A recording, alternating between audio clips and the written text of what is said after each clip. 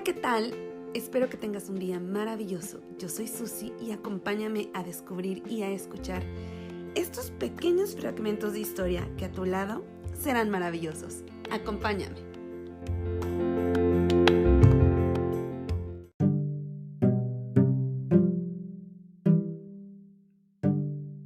Hola, ¿qué tal? Espero que tengan un día maravilloso. Yo soy Susi y bienvenidos a este nuevo podcast.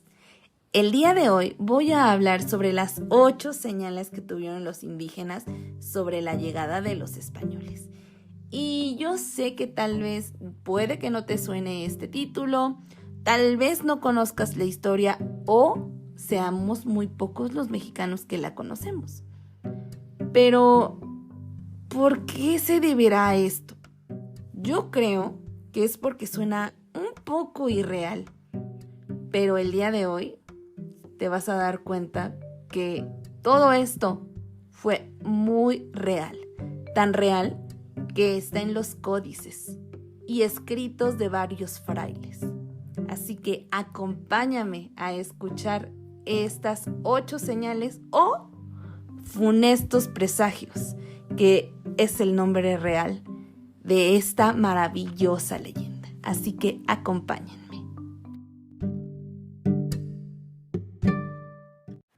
Antes de hablar de las 8 señales, se debe especificar que realmente son conocidas como los 8 funestos presagios. Y bueno, ¿qué es un presagio? Según la RAE, indica que presagio es la acción de anunciar un hecho futuro a partir de la interpretación de ciertos indicios. Pero hoy en pleno siglo XXI, tal vez esto suena un poco ridículo, ya que tenemos mucha tecnología a nuestro alcance para buscar una explicación lógica a cada una de estas 8 señales. Pero para otros, estos hechos suenan místicos y paranormales. Pero lo impresionante es que son hechos reales, basados en varios códices, escritos por varios misioneros y frailes, o dichos por voz de los indígenas. Es así que iniciamos con este podcast de un tema que pocos mexicanos conocemos y que hoy conocerás uno a uno los 8 presagios funestos que predijeron la llegada de los españoles y la caída de la gran Tenochtitlan. A inicios del siglo XVII, el imperio mexica era grande, victorioso, imparable e invencible. En 1502 subía al trono su noveno Tlatoani, pero no cualquier Tlatoani. Para poder hablar del gran señor emperador Huey Tlatoani, se debe de recalcar que muchos ostentaron el título de Tlatoani, pero para poder llegar a tener el gran honor de ser Huey Tlatoani, el Consejo de Viejos y Sumos Sacerdotes del Calmecac evaluaron y concluyeron que con base a su gran disciplina, su notable intelecto, su enorme destreza y estratega perspicaz, debía tener un gran futuro. Tal grandeza merecía un gran título. Fue así que el gran señor emperador Huey Tlatoani Moctezuma Xocoyotzin II, que en náhuatl significa señor joven y respetable, se presentaba ante los hijos de Huitzilopochtli, la gran Tenochtitlan, como su emperador. El emperador de los mexicas no era un hombre sencillo y mucho menos fácil de tratar.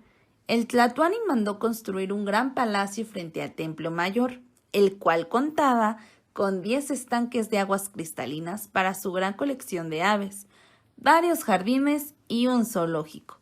El Tlatoani se hacía trasladar encima de un palanquín que era cargado en hombros por varios jóvenes, pero las pocas veces que caminaba lo hacía encima de un camino de pétalos de flores, ya que sus pies no debían tocar el piso. Era así que frente a él llevaba un par de pajes que dejaban caer delicadamente frente a sus pies pétalos de múltiples flores.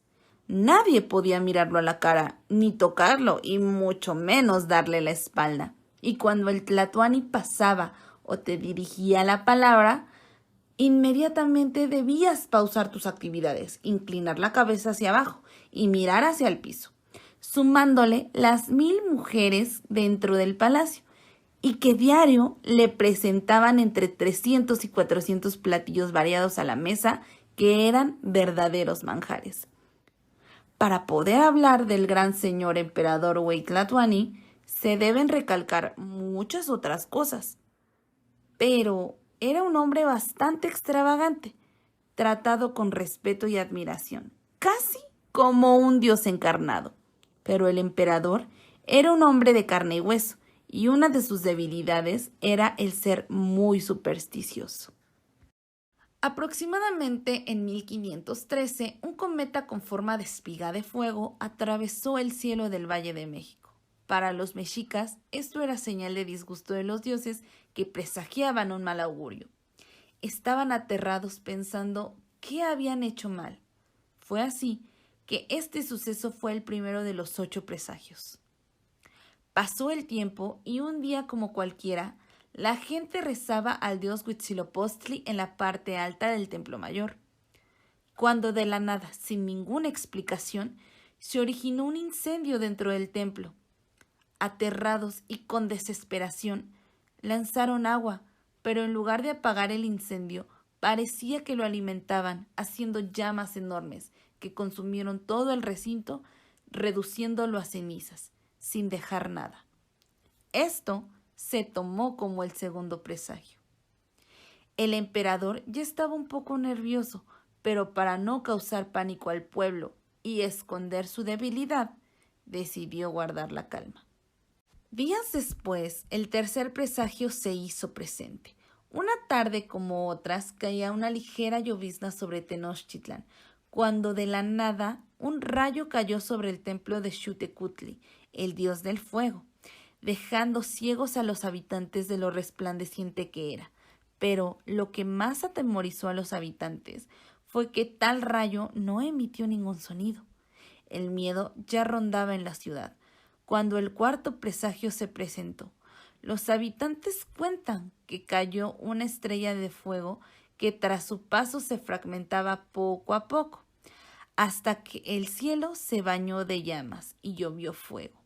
Los mexicas estaban aterrorizados, pero el quinto presagio apareció en el antiguo lago de Texcoco, cuando el agua comenzó a hervir a temperaturas altísimas, como jamás se habían visto antes, dejando víctimas mortales. Pero de la nada, el agua se agitó y de manera violenta destruyó casas a su alrededor. Para este punto, el Tlatoani ya estaba aterrado y le pedía a sus sumos sacerdotes que consultaran con los dioses, pero el sexto presagio apareció por varias noches. En las faldas del lago aparecía una mujer de piel blanca y vestida con un huipil de manta, que atravesaba toda la ciudad gritando en llantos desgarradores y desesperados. ¡Ay, mis hijos! ¡Ay, mis pobres hijos! Ya vienen, hijos míos. ¿Dónde iremos? Hijitos míos, ya tenemos que irnos lejos. Despavoridos del miedo, los habitantes corrieron al palacio de Moctezuma en búsqueda de respuestas. ¿Qué era ese extraño y terrorífico llanto que recorría la ciudad? Los sumos sacerdotes consultaron por horas, hasta que indicaron que era el llanto de la diosa Cihuacóatl, la diosa mexica recolectora de almas, que indicaba que los dioses volverían a tocar la tierra. Tras la conquista y varios siglos después, Cihuacóatl sigue haciéndose presente recorriendo las calles nocturnas de todo México, avisando con su llanto a quien la escuche traerle malas noticias.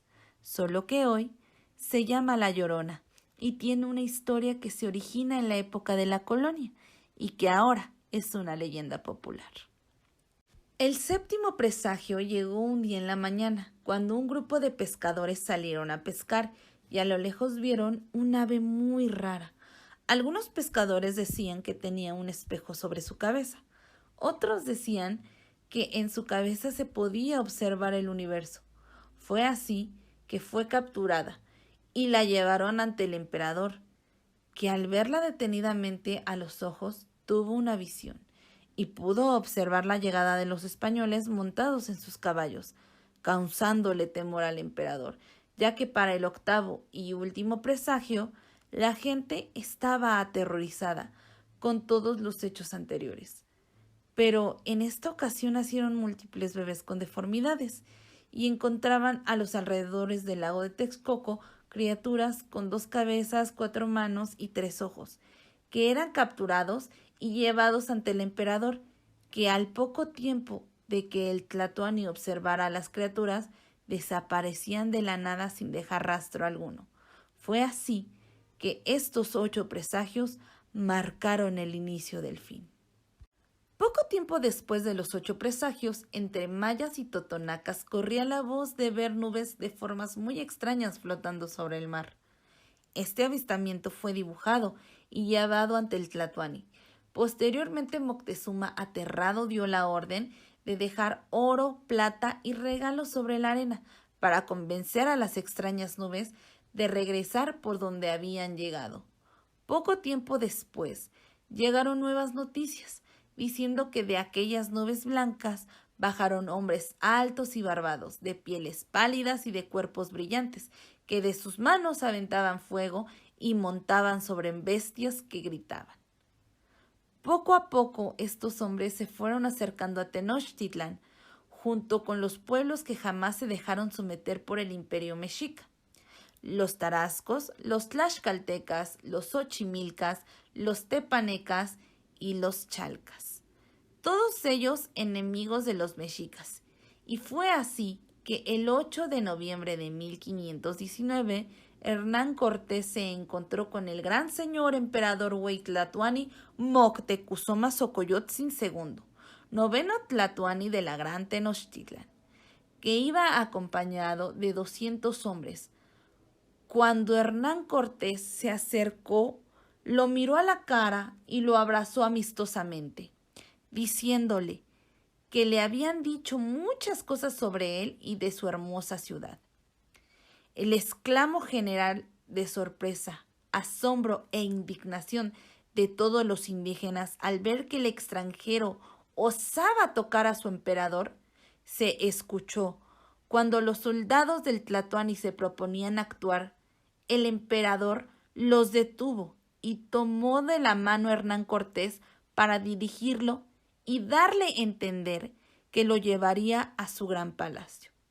Fue así que esta y otras acciones más que el Tlatoani tomaba con el español hicieron que su pueblo, los hijos de Huitzilopochtli, perdieran credibilidad en su emperador, tachándolo de traidor, títere, falso y manipulable, y así dándole fin a uno de los imperios más fuertes de México, tal y como los presagios lo avisaron.